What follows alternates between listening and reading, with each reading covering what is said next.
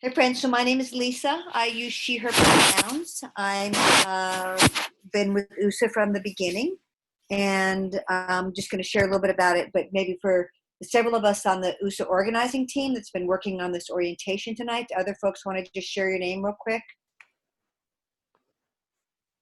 Yeah, my name is Molly, and I use she, her pronouns. Hey everyone, my name is Bethany and I use she, her pronouns. Hi, I'm Rachel Shannon and I mostly use she, her pronouns. Hey, I'm Steph. My pronouns are they and them or she and sir. I'm Christelle. I use she, her pronouns. This is Andrea. I use she, her pronouns. One of the things you'll learn. Ron Carlson, I use she, her. So one of the things you're going to learn is that you can introduce yourself in chat if you want, but one of the principles we have in USA is to share power. So anytime you come around our circles, you'll see that there's a lot of us doing different pieces of the work because that's how we make the load lighter. And maybe we can just go to the next slide. And so just very quickly, USA's mission, but I really want to talk about the history. But just, and I'm going to read it because not everybody may see the screen. Some people may be in by phone, so we'll make sure that we let you know what's on the screen. But the USA mission is USA works within multiracial communities to end personal, structural, and cultural racism and build a racially just Austin. We're a group of people of European descent whose varying ethnic histories have been forged into one common white identity to perpetuate racism. We seek to undo racism in many ways, including educating ourselves on racial oppression, mobilizing other people of European descent to dismantle white supremacy, and supporting social justice organizing led by people of color communities, including Indigenous people. So that's the current mission that was written several years ago. And maybe if we just want to go to the next slide real quick. So again, my name's Lisa, and I want to apologize because I actually am going to jump off the call as soon as I do my piece because I have another a book event that was scheduled long before this. But I want to say that there's been a long history of organizing for racial justice in Austin. Austin has a very long racist history. We actually produced a document that we can share for folks, sort of the lineage of racist violence that's taken place in Texas and in Austin in particular. And there have been groups like PODARE, People Organized in Defense of Earth and Her Resources, that have been fighting decades in our community to clean up the East Side. In fact, the unfortunate thing is that PODARE was so successful that now all the white folks want to go to the East Side. And that's been one of the things we've just been seeing. But it was really in the mid-2000s that there was a statewide project and it was unprecedented because Texas was the only state in the nation that was actually funding an office to look at racial disparity and disproportionality. And it did a pilot project in Child Protective Services. And they worked with an organization called the People's Institute for Survival and Beyond to do undoing racism trainings. And what the center figured out was that doing an undoing racism training actually radically changed the outcome for children in Child Protective Services. And they did a pilot project in 5 counties around the state. It was around that time that a group of organizers in Austin were dealing, the question of racism was alive and well. There had been an incident in the queer community that led to a big town hall meeting. Hundreds of people came. And there was a group of white folks that really wanted to start organizing as well. And so it was in 2013, a group called Undoing Racism Austin came together to host Undoing Racism trainings. And we worked with the center, we worked with the local group, and the People's Institute really helped mentor us to understand, one, the importance of organizing in our community, first and foremost, and two, within the People's Institute lineage is a group called European Descent, which is the white folks. So we began doing a lot of undoing racism trainings in Austin. And since 2013, I don't even know how many there have been. I can't even tell you how many thousands of people have been trained, but thousands of people in our community have been trained. And this work began to set a foundation. And it was after the murder of Michael Brown in 2014 that we saw, it was another one of those moments, like the George Floyd moments, where people around the nation started to raise up, and people in Austin started to organize even more. And it was around that time we saw the emergence of communities called United, Austin Justice Coalition, Black Sovereign Nation, Eastern Crescent Right to Say. A whole lot of people of color groups started to emerge in Austin. And the white folks out of Undoing Racism Austin continued to start organizing. And we changed our name a couple times, but became UWSA, because we know that racism is what people really, is become more comfortable for people to talk about. But white supremacy is really the foundations, and this whole ideology of supremacy that those of us that are white have really got to learn and understand and start to unpack and change our behaviors. So over these past 5-6 years that UWSA has existed, we've done a lot of internal education on learning circles and film series. We've had community dialogues, but we began to develop relationships with a lot of the groups of color in Austin. And I'm not going to say much more about that because we're going to hear about those organizations and our relationship. We're going to hear about the political work we've been doing with them over these years. But what I do want to say is that we are very excited that more and more white people are choosing to stand in their accountable power and become part of a larger collective, to see ourselves not just as individuals who can do good in the world, but part of a larger collective with a history of white folks who have come before us, and that we can learn from them, and that we right now are laying the foundation for the white folks that are going to come after us. And because we know that we have benefited from these systems, and that it's up to us to help undo them. So I think I'll leave it at that, and we're going to be working on a written history that we'll share, because the People's Institute teaches us in their principles that if we don't know our history, we're going to repeat problems. And so I'll leave it at that, and I'm going to jump off, and thank you all so much for joining us tonight.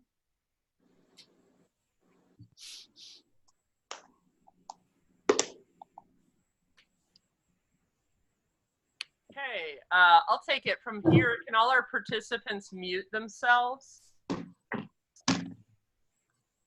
And if we could have the next slide, staff.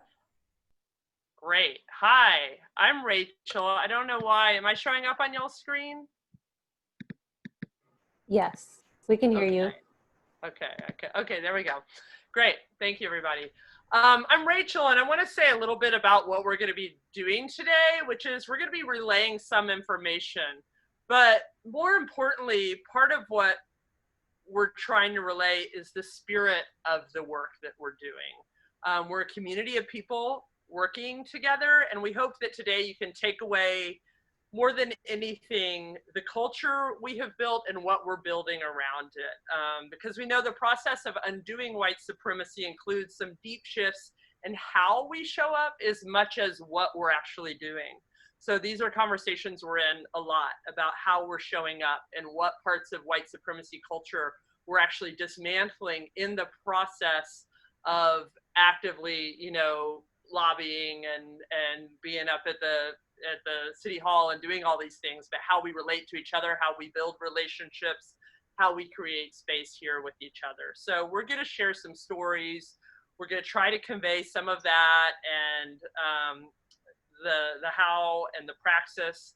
This is also the largest influx of people we've had at once. Unfortunately, today we're having a Zoom problem and everyone is not able to get in, but luckily this is recorded, so you can share it with your friends, and we can share it on our Facebook and through our Action Network, and people can catch up on it that way. But because of recent events, we've more than doubled our listserv. And so we ourselves are trying to manage this influx.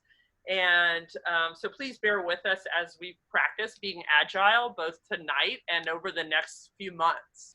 So we come here to practice being together, practice being present as much as we can, and to dismantle as well as build new ways of being in community. So we're going to succeed some and we're going to fail some. So welcome to that process. Some of the things we wanted to talk about are white supremacy culture, especially how it comes up in organizing and in being together in this way. So maybe Steph, if you could give us our next slide.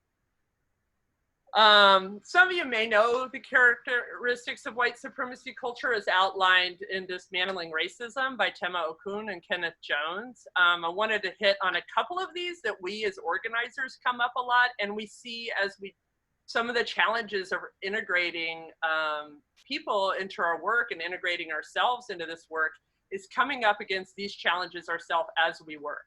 So right now, one of the things that we're coming up against is a sense of urgency. There's so much going on and there's so much excitement about the conversations happening right now and so much energy, and it feels like a moment, and how are we going to harness it, and how do we bring everyone in? 2,000 more people are on the list. How do we bring everyone in a meaningful way this week? Well, we need to calm down a little bit because this is a long journey. And we have to remind ourselves of that, and we're going to be trying to remind you all of that today. So as much as we'd love to give you a really meaningful task to do tomorrow, and I love getting everyone's emails being like, how do I show up? How do I do it? How do I join the community? We still are in a marathon and not a sprint, as exciting as this moment is. And we're coming up on some really important moments with the budget, with conversations that City Council is having, and with our community in general. And so we want to both be timely, but also be thoughtful as we approach those. Are we exercising our own feelings about perfectionism? Are we acting in an urgent way that actually may put people of color in our community at risk? We've seen some of that in the protests that happened in the last few weeks, the way that white people taking risk comes out often, inflicting harm of people of color, whether that's direct harm and violence or whether that's harm in the media and how stories get spun and how situations get framed. So while we're going to tell you some about our strategies today and lay out some of that we're doing, we're also going to ask you to settle in and into this process with us, and that we are going to be examining our own paternalism as we look at mutual aid work. Where's the place that we're reaching out to others with? Is it one of power over? Is it one of connection? Is it one of charity, or is it of solidarity? Those are questions we're looking at as organizers right now in the mutual aid network, and we're going to be asking everyone to dig into those with us. We're also thinking about our right to comfort and how to challenge our own comfort and get really unsettled as we undo and dismantle white supremacy, but also hold each other in the work and support each other in the work and make sure that we can be present enough to do a good job, because a bunch of white people running around being urgent and feeling like we need to do things really efficiently can really recreate some of the patterns that have gotten us here to begin with. So we're going to be trying to check each other, ask each other to be accountable with each other, and thoughtfully, yet with hopefully some agility and some pointed timing, be able to navigate this long journey ahead. We're in the middle of a long journey. Lots of people have come before us doing this. It's an urgent moment in some ways, and it's a moment that has built over time and has resurfaced over time. So in our resources list, there's a more fleshing out of these characteristics of white supremacy culture. And I encourage you, if you're not familiar with these, or even if you are, every time I read them, I have to look back at myself, every time. I had to look at my perfectionism, my sense of urgency, my defensiveness, my worship of the written word, all of these things, even in getting here today. So it's a constant process. I encourage you to go read in more depth what Tema Okun and Kenneth Jones have laid out from the resources, and be good to each other. And remember, the other thing one of the last things I'm gonna leave us with is thinking about how we center ourselves in the work also. Always remembering that our desire for truth and transparency has to be greater than our desire for comfort. So we're reaching out for something. And every time that we go down a shame spiral or a guilt spiral about how we've approached something or how we've messed up, oftentimes we just end up recentering ourselves. So as we do this hard work, it's going to be uncomfortable. We may have feelings and we want to take care of those feelings, but we also want to make sure that we don't just implode in our own shame and guilt spirals. So, and put the centering back on ourselves. So it's a delicate balance, and we're going to write it together. So on that note, I'm going to hand this over to, who am I handing this over to? Oh, I'm going to hand it over to Andrea and Christelle, two of our longtime core members, and they're going to talk about accountability relationships. Welcome, Andrea. You're muted, Andrea. Yep. Thanks so much, Rachel. Thanks. It's so great to see everybody here. And Christelle and I are going to be tag teaming this. And we're going to be talking about accountability relationships. So a core part of UWSA's work is to create and work within accountable relationships with other ally organizations, particularly people of color-led organizations. You know, a common pitfall of white-led organizations is that we feel, again, the sense of urgency. We often kind of rush ahead and get ahead of other groups. We might think that we know best. We just feel like, okay, let's get it done. And it matters, you know, let's get to the end of the process. And we're not necessarily checking in with everybody else to say, is this the best way? Is this grounded in anti-racist principles? Are we going to get to, you know, or is this the best way to move forward as a group? And so we know that in order to do this work, it's critical that we're actually accountable to those most directly impacted by racism. That needs to be a core grounding in our work. And so as part of this accountability, we strive to be both attuned to and responsive to the needs and priorities of organizations and movements within multiracial and people of color-led leadership. That is a core principle for us. We also know, and we really value the hard-won collective wisdom that communities of color have built across generations. You know, they're living under colonization, slavery, both the original and the new Jim Crow systems, and other manifestations of white supremacy.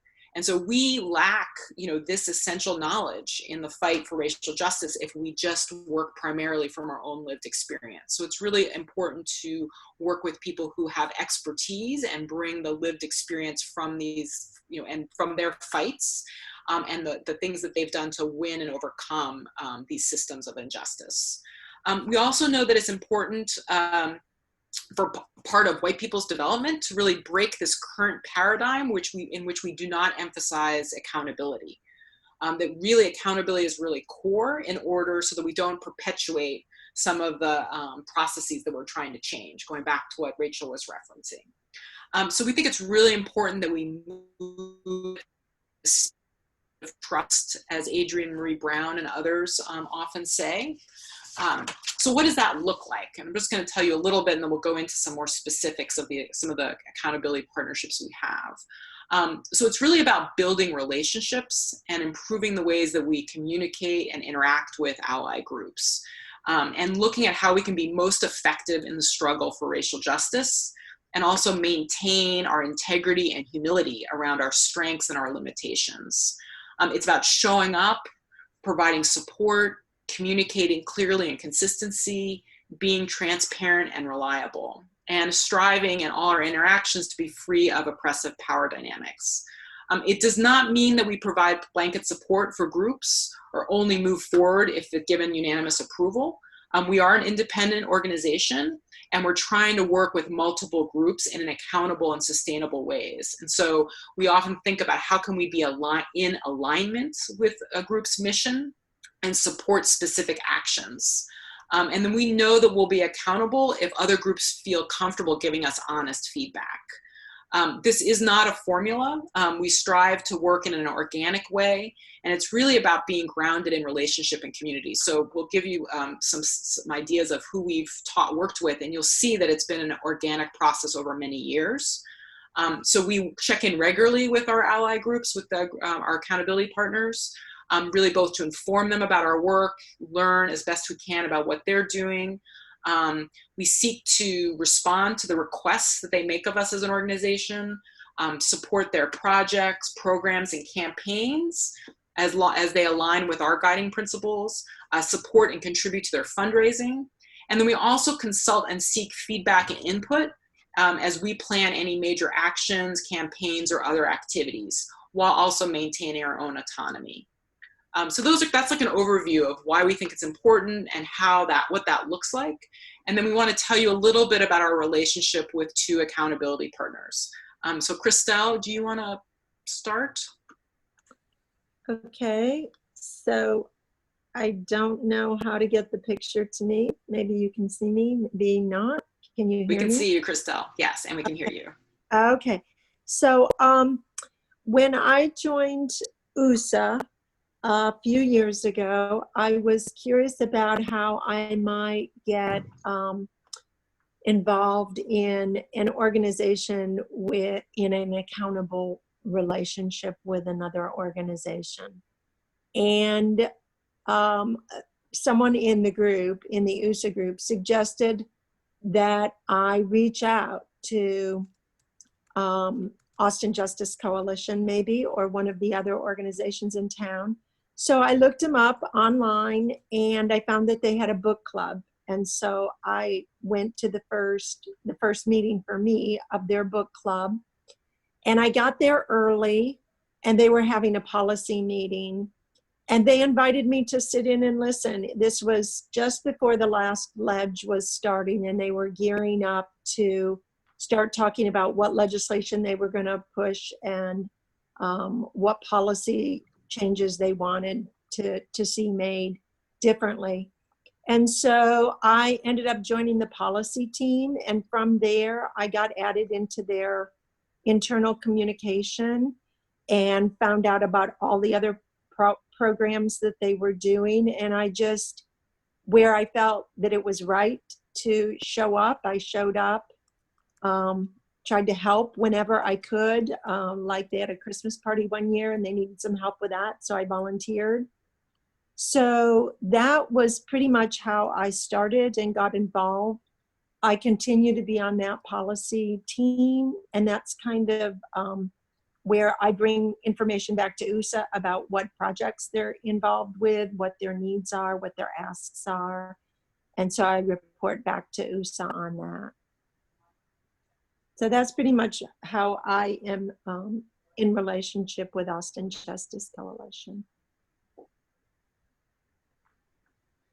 Great, thanks, Christelle. And then Christelle is great because it's forming that really important relationship has allowed us as UWSA to then have a closer aligned relationship with Austin Justice Coalition and check in regularly to understand more about what they're doing, how we can align their work, which ways we can support them in their different campaigns and actions.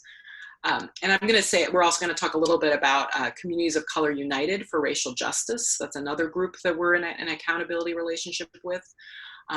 It's also called CCU, you might have heard, their acronym. And they are actually a coalition of people of color-led community organizing groups here in Austin. So they actually span a wide range of organizations and individuals, and they come together to their focus on racial justice and bringing greater equity to Austin. And they have been working for a number of years. I mean, a lot of the organizations and groups have been here for a long time in Austin. They came together in, I believe, 2014 for the first time. They were instrumental in helping the city develop and secure and fund an equity office, and also begin this equity assessment process that now the whole city has to go through and the city budget goes through. And they've been working on a multi-year project to shift the budget from funding the police to a range of services that will be more equitable and will keep our communities truly safe. So we've been working, and I got involved with them back in 2012, actually. I've been a longtime volunteer of some of their member groups. supporting them in different like reports and actions and activities. And then slowly over time, like USA has been getting involved with them. We've been working with them since I think 2015 to support their activities. So we have showed up to provide logistics, like at city council when they were bringing members to come speak. They do such a great job of really bringing community members to be able to speak directly about the issues that affect them. So we've showed up with food and childcare and transportation and getting people to city council, helping them stay there for the many hours it takes in order to testify.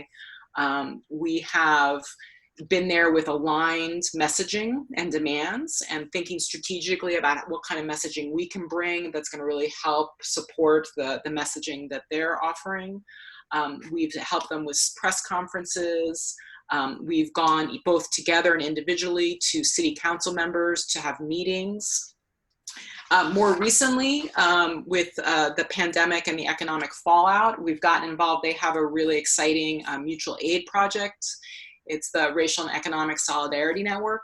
And we've been working with them and supported raising and distributing over $75,000 directly to community members of color that have been most impacted by the COVID crisis. And so they've been very proactive in terms of reaching out to the community and identifying the need.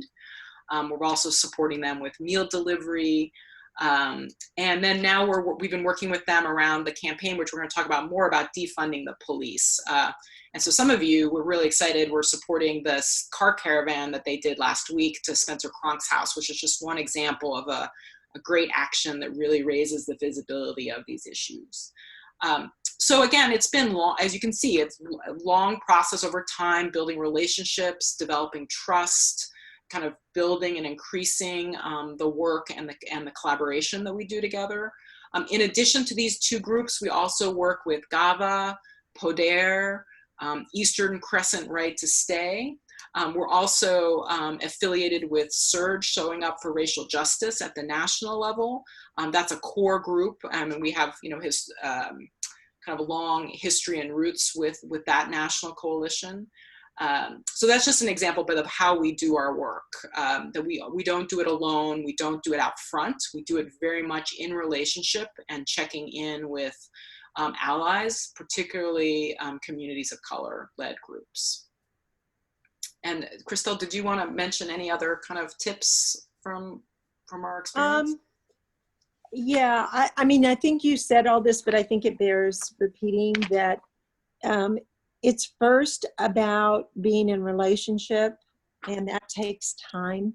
It's not something that happens right away. It's not like showing up for one protest or rally or event, and then you're there. And it's about showing up over and over and over again over time, and that the relationship has to come first. It can't be about, I want to be here because I want to do something good.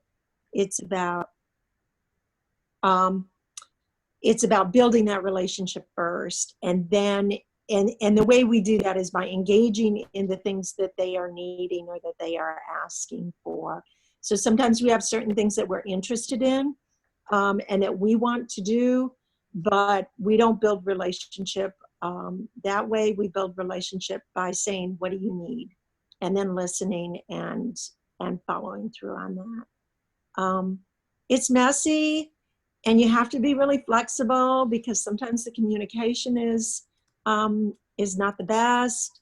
Sometimes it's hard as white people to take the lead from someone else when you kind of think, well, I wouldn't do it that way, or that's probably not going to go well or something. And so it's kind of, sometimes you have to be kind of fluid and kind of go with the flow. And then the other thing about accountability partnerships is that there is there is this fine line between when people of color want you to take the initiative and when they don't. And that's something that you kind of have to feel your way through, and sometimes it gets messy and you don't know, and you have to go back and ask. And so it's a process. It's all a process. Just about like, unpacking our own racism as a process. So is working in accountable relationships. So let me see, there was something. Yeah, that's all. It's been wonderful. Thanks, Christelle and Andrea. So thankful for all your work and wisdom and relationship building and flexibility that goes into that. We're gonna go into strategies and campaigns right now by way of dipping a little bit back into mutual aid, but I think you two covered most of that. But if we can go into our next slide for a second, and we'll just, I wanna talk a little bit more about mutual aid. So, oh, there's Kalene and Andrea, who have been working together Kalene from Black Mamas ATX and Andrea, who have been working together to organize delivering meals to new parents from Black Mamas ATX and Mama Sana Vibrant Woman. So that's us out in the mass doing the work. So the next slide will articulate a little bit more of what Andrea was talking about. So yeah, as Andrea said, I'm just going to go back through this a little bit and talk briefly. I know mutual aid is kind of a hot topic right now, and everyone across the nation, especially in response to the COVID crisis, has talked about mutual aid. I wanted to offer a little bit of a definition of mutual aid. So one definition, there's lots of people wrapping their words around this, but defines it as a form of political participation. So a form of political participation in which people take responsibility for caring for one another and changing political conditions, not just through symbolic acts or putting pressure on their representative in government, but by actually building new social relations that help shift the climate. So this is a way, one of many ways right now, I feel like in response to the COVID crisis and response to the continued crisis of racism in our country, that we can envision and practice something beyond the disaster that not only is the national COVID response, but the ongoing disaster of white supremacy. So mutual aid acts in direct contradiction to a lot of the white supremacy characteristics we talked about before, into some of white supremacy culture. I mean, it's a basic concept really about being in solidarity with other humans, but one that within capitalism and white supremacy, we really easily fall out of. So we have to really practice.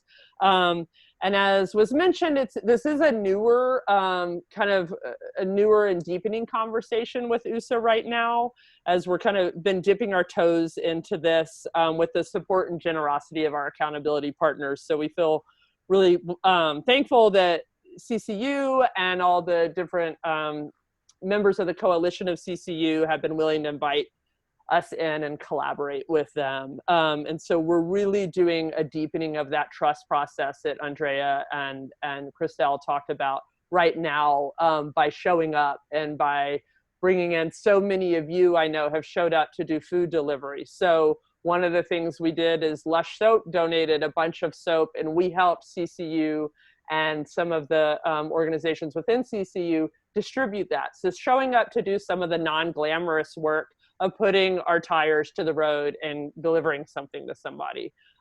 We were also making a lot of phone calls. USA was as an organization to help fundraise for CCU's racial and economic network from our base. So mobilizing people to share funds and to think about sharing funds with their community members. As Andrea mentioned, that we did weekly cash deliveries of distributions that CCU Resin Fund has organized. So they've quickly put together, calling all their community members, checking in with them, building off relationships based on trust and relationship, and getting direct cash to people. So one of the things about direct cash that you may have heard in response to also the efforts to get the RISE Fund funded in Austin and to get direct cash assistance to people. Direct cash is a way that we can back off of paternalistic processes of helping people and of charity and say, we, you know, that as humans, we can trust each other to make our own best decisions, and that whoever is making decisions in their life is the expert on how to make the best decisions in their life. So what CCU Resin Fund and what the Rise Fund and other organizations that are around town distributing cash to the Rise Fund have really asked the city to challenge their own paternalism about how resources are shared. And so we've been able to step in and deliver cash to people, and they're not filling out forms and having to wait on the line or wait for someone at a nonprofit to call them back. They're getting direct assistance immediately, keeping people out of housing insecurity and food insecurity. And speaking of food insecurity, through the meal delivery program through Keep Austin Together, in solidarity with Black Mamas ATX and Mama Sana, Vibrant Woman, USA was able to recruit and organize volunteers to deliver 2,160 meals over the last 8 weeks to new and expecting parents. So that's been an incredible effort. The total meals through that program citywide have been something around 40,000, I think, over 8 weeks. But we've really seen people show up in an amazing way to come out and do these tasks and show up in solidarity with these organizations and and we're able to then build relationships and trust with these organizations to help deepen our work. So that's been a really important element. I think that's about I guess touching on something that I think Christelle mentioned about, you know, how we show up, and then I mentioned earlier, like, in what spirit we're showing up. We always think about showing up for our collective liberation, that engaging in the liberation of someone else and in solidarity and support with someone else is actually working towards our own liberation. So we're not doing it for someone else. We're doing it for the world that we want to be a part of, and as a political act to build the world that we want to be a part of. So as much as we might want the government to do that, or other those things to come from other places, it's a way of taking power and being in power with others. So yeah, on that note, I'm gonna hand it over to Bethany to talk more about our current strategies and campaigns. So Bethany. Hi, everyone. So we can go ahead and go, yes, to this. One of our current campaigns that we are working on is to defund the police in accountable relationship with the folks who Andrea and Christelle mentioned. So we can go ahead and go to the next slide. We're going to do a little bit of a quiz format for a couple of questions just to get your appetite whet for why would we want to do such a thing? So the first question, and you can reply in the chat to make it a little bit of, get a little interaction here, is what percentage of the Austin budget goes to the Austin Police Department?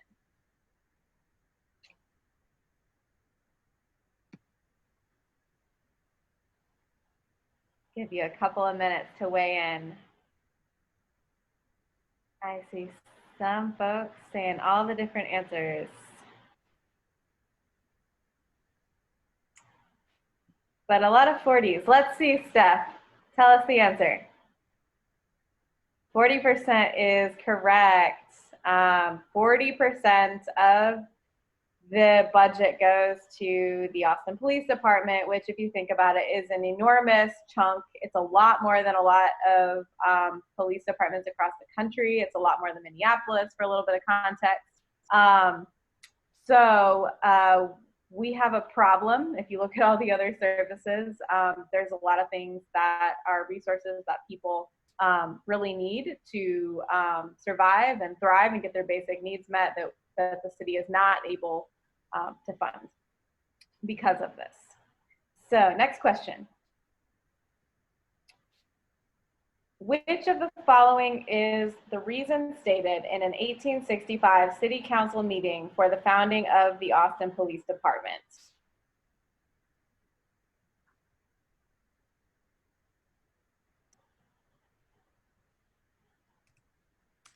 I'll let y'all put your answers in the chat.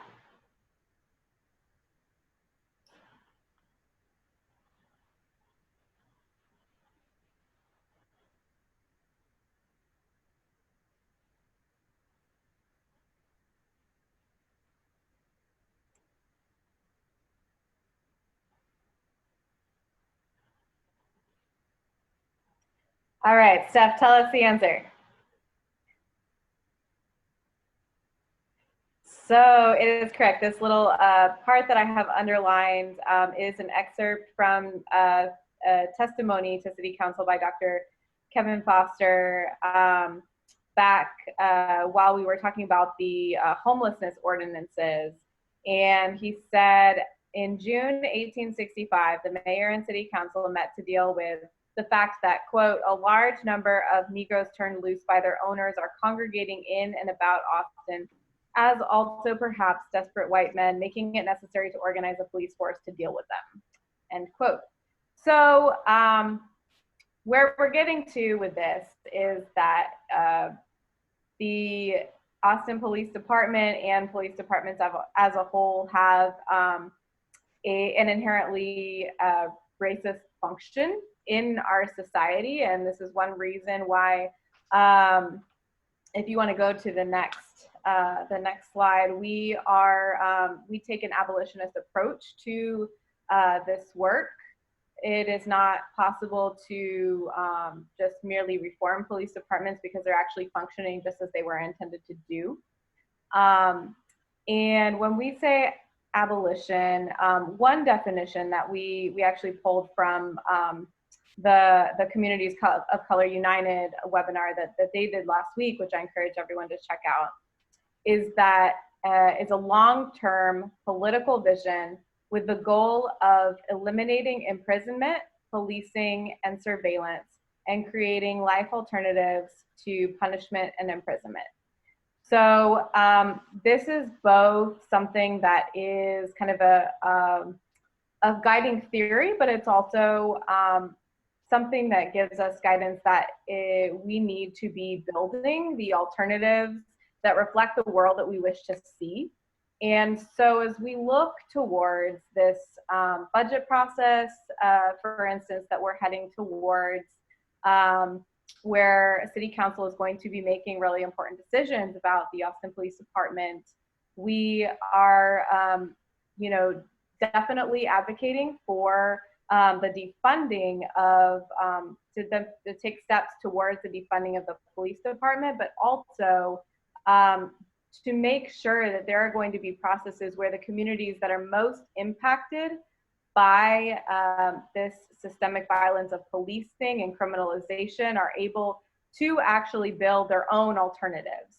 And as Andrea said, Communities of Color United has been doing this work for a really long time, advocating for funding of the resources that people of color here in the city need to survive and thrive, and for the divestment from the police department. So next slide. So we have put out a campaign or a petition as UWSA in solidarity with some of the demands from local and nationally based Black, Indigenous, and people of color groups, including our accountability partners, that are calling on white Austinites to join us in this call to defund the Austin Police Department. So here are some of our three main demands: are to remove Chief Manley immediately. There has been so many statistics and reports that have come out about racist policing, racist incarceration in the city. So we know, and we also know that there has been a lot of resistance to policies that have been passed to try to remedy some of these things, such as the Freedom Cities policy, as well as a lot of the recommendations that groups have made over the last number of years. And so, the removal of the current leadership is the bare bottom line. And then second, zero tolerance for police shootings. We have some more details that didn't fit on the slide that have particular accountability measures that are really important to actually enforce some of those aspects. And then to divest and defund the Austin Police Department. And one of the demands under that is that we are calling for at least 20% of funding to be cut this budget cycle. And there are others that you can look at on the petition. So with that, I'll go ahead and talk about kind of what this work looks like, more breaking it down on a daily basis, as well as through some of the other campaigns and events that we generally support from our, as we are called to, from our accountability partners. So sometimes this work looks like organizing people and supporting petitions and campaigns. Sometimes through these campaigns that we work on, we'll organize things like educational forums, we'll do flyering in different neighborhoods.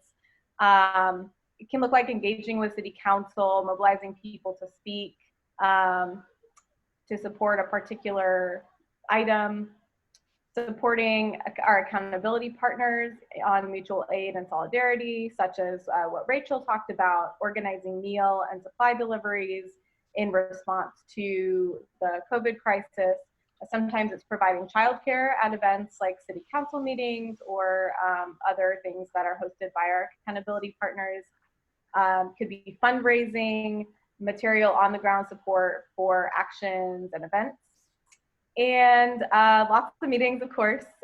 We always need to check in with each other to make sure that we're doing this work in a principled way that is guided by our accountability relationships, and just plan all the logistics behind these things.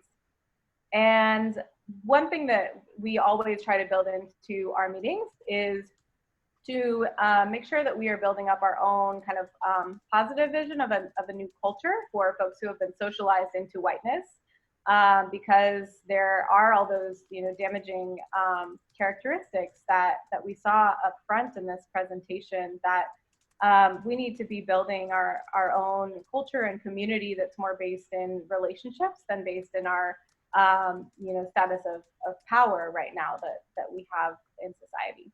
So to that note, there's a lot of working on our own racism, and we do unlearning circles that some of you all may have seen monthly to continue that work in ourselves, and we hold each other accountable when we mess up.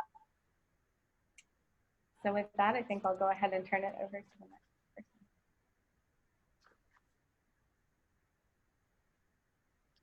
I'm Steph. Just touching base on what are next steps. So looking forward, we're really glad that y'all have joined us today to get to know a little bit of our work and what we do. So kind of next steps for how to stay involved, get involved, what's going on. So coming up, the 2020 budget season is upon us. So City Council will be having a series of meetings over the next few months. Communities of Color United and Austin Justice Coalition will be having a lot of presence at those meetings around demands, specifically around the police budget. And I do want to highlight that, you know, work around the police budget is not a new fight. This has been going on for years in this city, and a consistent ask from the community, specifically communities of color, for money to be taken out of the police budget and this massive 40% that we allot to them and given towards community programs and other ways of supporting the community. So this will be coming up, and there will be budget hearings on July 23rd, 30th, and August 4th. So there'll be a lot happening. We've also, one thing that we're constantly working on is ourselves in this work, and continuing on our own education as white folks, how white culture shows up in our lives, how our own internalized racism and white superiority show up in our lives and in this work at times. So, you know, we're constantly working on educating ourselves on undoing these things that come up in us. So on that note, we've created a list of resources that we will be sharing with y'all. Some places to start. There's many lists of resources out there. Other organizations come up with these.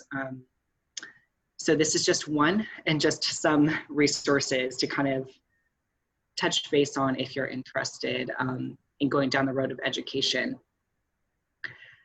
And if you're ready to join this community that is working on dismantling racism, there's definitely a lot of work to be done. We'll be sending out a survey after this just to try to capture, do you have any specific skills that you are able to or interested in bringing to the group? Are there specific projects that you're more interested in working on than others? And just kind of generally what your interest level and capacity for involvement are as well. There's definitely like some of us that are able to commit massive amounts of time and, you know, need to balance out this work with also life commitments, right? So once we do that survey, we'll be connecting an USA member kind of more concretely with you so that we can hit the ground running. So you'll be hearing from us soon. Please take the survey. And other ways to connect, Unlearning Circles.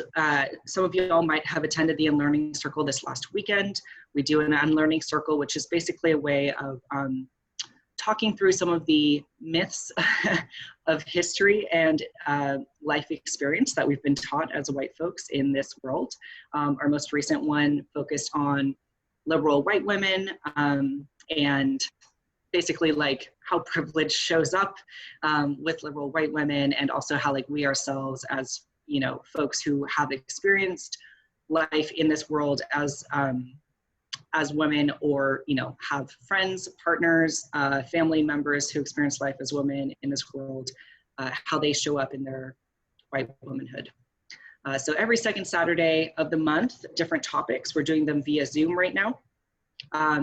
And they're at 10 a.m. till noon. They're really a great resource, and we enjoy putting them on. Every third Monday, we have our monthly general meeting. So those are usually 6:30 or 7 in the evening, go for a couple hours. And you can sign up if you haven't already for our Action Network emails through the Undoing White Supremacy Austin website. You can also follow us on Facebook at UWSA, Undoing White Supremacy Austin on Facebook, which is probably where most of y'all found this event, because I think it was only posted on Facebook. So just, if you haven't actually liked the page on there, please go ahead and do that. And, oh, I'm sorry, I'm doing two things at once, so I didn't realize that I hadn't clicked forward to the next slide. So this is all the things I just said. I'll keep it up just for a second so that y'all can see. And we did send out an email, or two actually, so there are a couple different. And then lastly, we're also doing an ask for to donate to CCU, who Andrea and Bethany mentioned earlier, Communities of Color United, for the Racial and Economic Solidarity Network. Does anybody want to pop in the last, comment about this, Rachel? Sure, thanks. Yeah, I will say that we put the link in the chat there for CCU, and we've had an amazing fundraising push that CCU pulled in a lot of money in the wake of this COVID crisis. $70,000 has been distributed, and now, and they were able to distribute money every Friday. Right now, as of this week, the fund is depleted, but the need is deepening, as you can imagine. And we still are very much in the midst of this crisis. And I think it's easy for us to get our attention off of it, and in our own white comfort and in our own attention on all the things that are going on, we can forget how serious this crisis is. So many people on the brink of homelessness, and once you lose your home, it's it can be such a kind of snowballing of events in one's life. So it's really hard to get out of homelessness once you move into that. And really a lot of people being food insecure. We learned this week that there were 2 young people whose parents had been deported and were undocumented and deported, and they're living on their own. Young people who are students trying to get food, trying to get basic money to survive. So there's story after story of the kind of crisis that people are in.